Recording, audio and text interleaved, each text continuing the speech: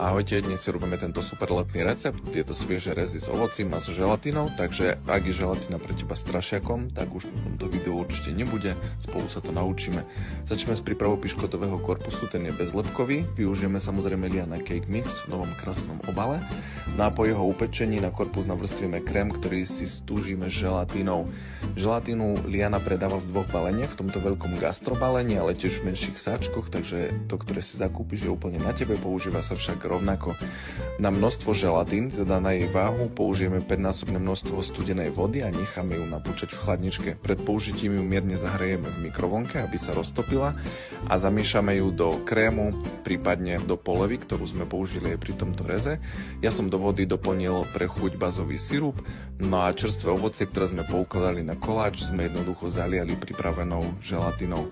Koláčik je svieži, necháme ho pekne zatuhnúť v chladničke, no a už si ho len vychutnáme. Dobrú chuť!